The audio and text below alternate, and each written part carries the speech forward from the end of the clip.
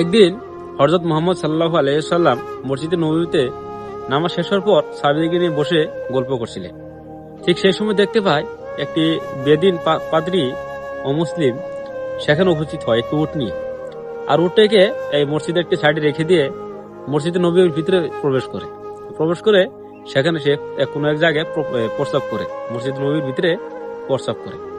এই দৃশ্য দেখে সাহাবীরা অনেক রাগ হয়ে যায়, রাগ হয়ে তাকে মারতে যাবে এরকম ভাব হয় আর কি। তারপর নবীজি সাহাবীদেরকে থামায় আর বলে তাকে তার কাজ করতে দাও, তাকে কিছু বলো না তোমরা। সে প্রস্রাব করে হওয়ার পর নবীজি কিছু এক সাহাবীদেরকে বলে যে এক বালতি পানি আনে সেখানে মেরে দাও, মেরে সে ধুয়ে ফেলো। আর সেই পাদ্রীকে ডেকে নবীজির কাছে আনা হয়। এনে নবীজি পাদ্রীকে জিজ্ঞেস করে যে তুমি যখন প্রস্রাব করলো তুমি কি জানো যে এই জায়গাটি কোন জায়গা? তখন সেই পাদ্রীটি না বলেছে, না আমি তো জানি না যে এটা কোন জায়গা।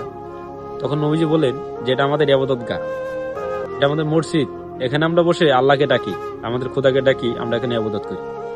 এই কথা শুনে সেই পাদ্রী অনেক ভয় পেয়ে যায় যে সর্বনাশ, আমি কি করেছি, হয়তো আমাকে এখন এরা মেরে ফেলবে। কিন্তু নবীজি ওকে কিছুই বলে না, শুধু এইটুকুই ভালো মতন মিষ্টি সুরে বলে দেয় যে এটা আমাদের ইবাদতগাহ, এখানে তুমি প্রস্রাব করে ভুল করেছো, এখানে তো প্রস্রাব করাটা উচিত হয়নি। এই কথা এত সুন্দর করে বলার কারণে সেই পাদ্রী অনেক খুশি হয়ে যায়।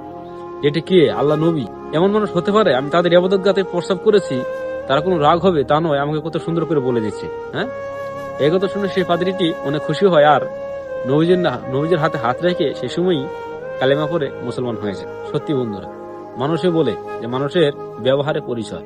আপনি ব্যবহার যদি ঠিক ভালো থাকে তাহলে সামনে থেকে আনলে ভালোটাই পাবে, আর যদি খারাপ থাকে তাহলে সামনে থেকে রিটার্ন খারাপই পাবে।